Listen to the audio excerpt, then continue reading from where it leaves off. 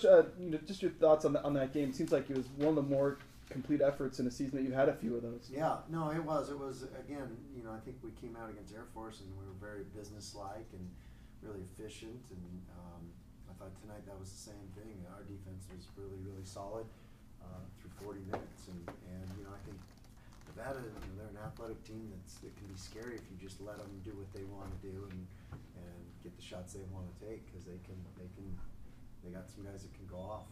And so credit to our guys. I think Nick Duncan did a great job.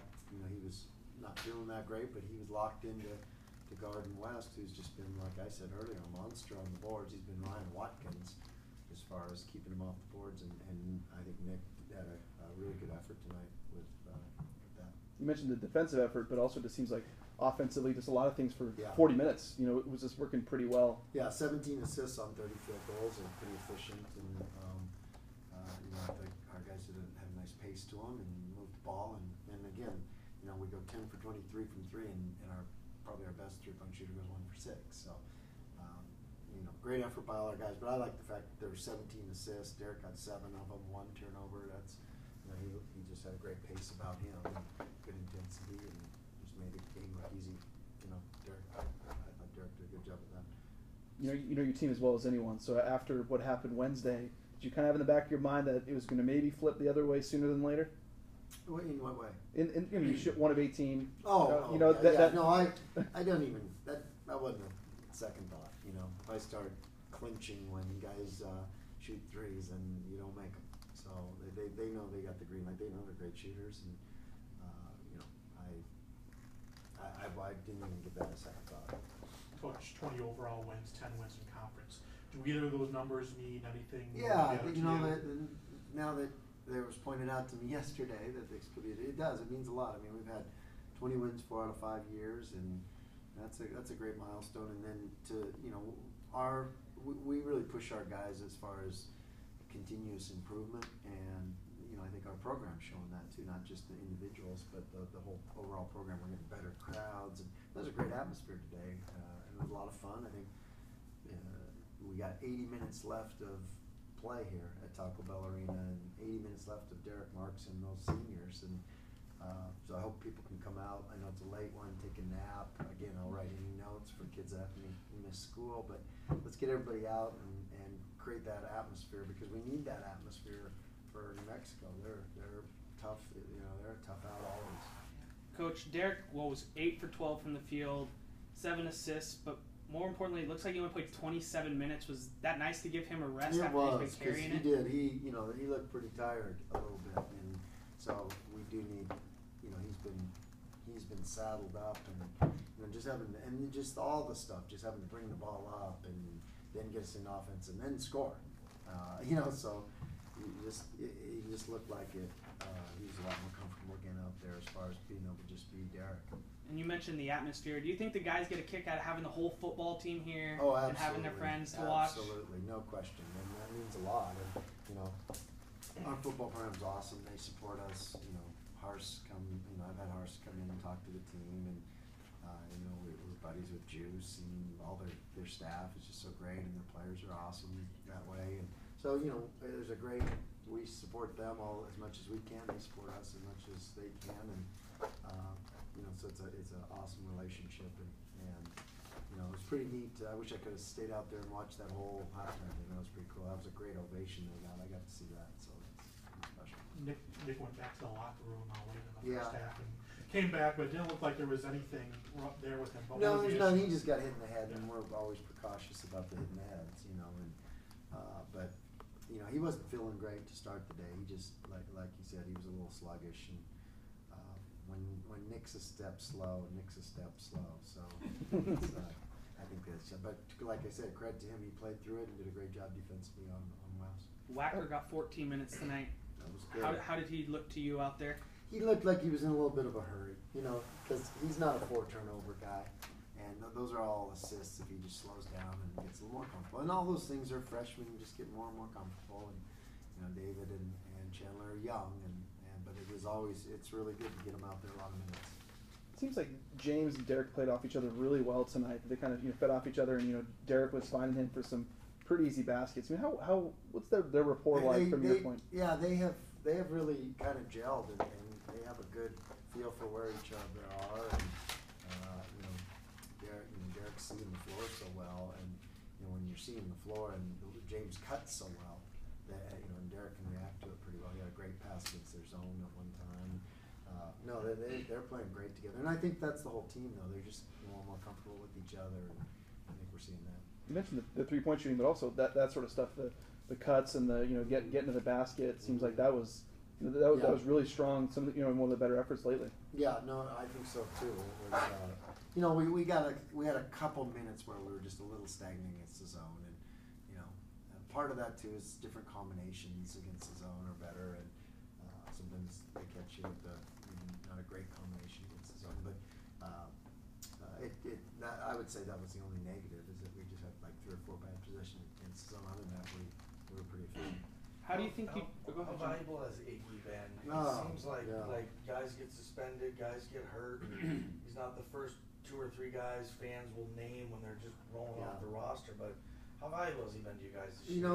He's been priceless, and I think Iggy stepped up when we need him to step up, played heavy minutes when we need him to play heavy minutes, and and that's a credit to these guys, and I told the whole team that it's a credit to Joe Hansen. He hadn't played for a month and a half, and he stepped in the absence of those guys and helped us get those 2 wins, and it's a credit to Iggy, just accepting a role, whatever that role may be, and Kevin's getting better, and he didn't pout when he wasn't playing. He just worked on getting better.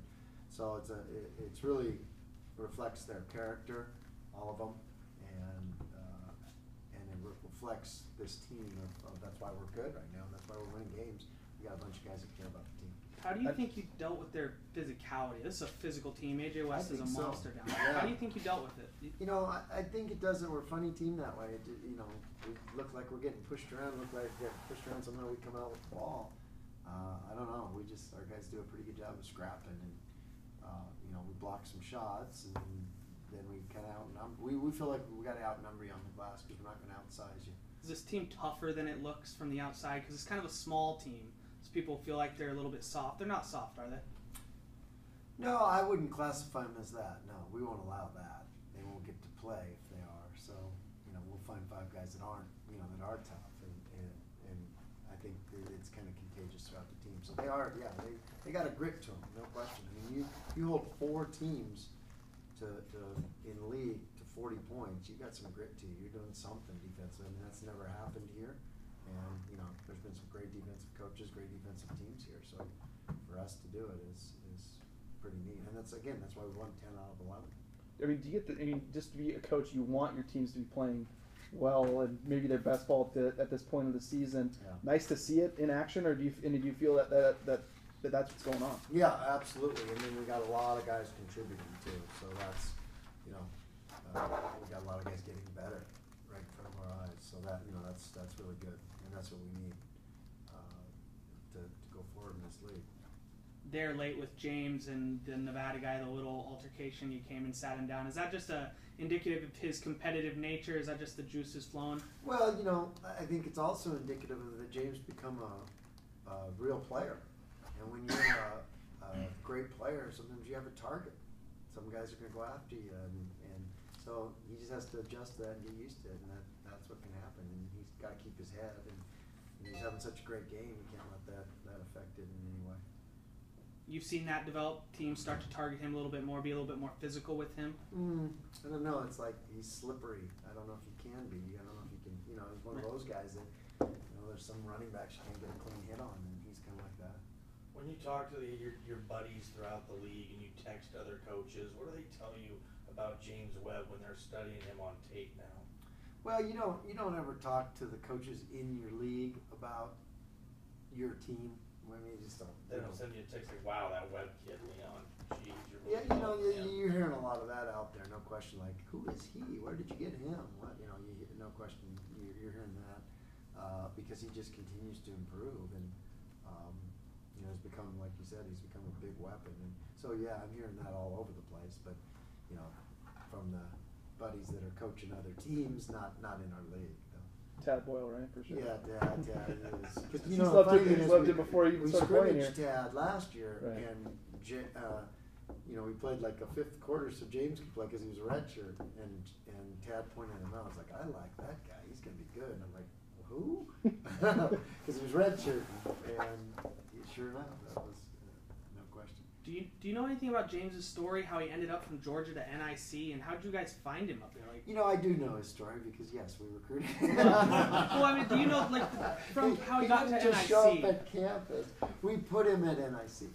Okay. Because we recruited him, and he was right on the fence of qualifying. He just had like a half a credit that the clearinghouse hadn't cleared for him yet, and so we waited and tried to save a scholarship for him, but we didn't get him. He didn't qualify until August, and we had already placed him at NIC. But we thought that would be a great idea for him to play a year there, just get a year of playing college basketball under his belt and get used to it a little bit, and then come here and redshirt, and the rest is history, as they say. He's really blossomed in these years since. I mean, if you would have seen him 2.5 years ago, I mean, he was so skinny and so frail that, and you can be skinny and be strong. He just wasn't strong then. He would get blown over in a stiff wind. Did that, in a way, end up working the best way for you? I mean, the fact that if he'd been here, you would have had absolutely did, because he needed that. He needed a little experience of playing. You don't want, because otherwise he would have redshirted and probably sat on the bench. Now he goes 2 or 3 years without playing. This way he got a little under his belt where he got to play, and then I think that really helped him. And then the redshirt year, because he got a taste of it, knew what he had to do, and he worked on it. How often does that happen where you'll find a guy doesn't quite qualify and you just send him somewhere like an NIC or a JC close? Well, you like to, because then you got a bit of a farm system. So that it can really help you. It's you're always trying to plant the seeds for the future, and you're always trying to recruit for 2 and 3 years from now. And that's really important, and that's the lifeblood of the program. So where would we be if we didn't have James this year? Especially with Anthony going down. When you're in the middle of the season, obviously, your focus is going to be on your team. But when he was up there, how much were you focusing or looking into what? No, yeah, I went up a couple times and watched him play. I watched him practice once and play once up there, and my assistants went up a couple times, and we were in constant conversations with them, and he had committed to us, and then we signed him early, and so it was all done. So that was good. But it was a good spot for him.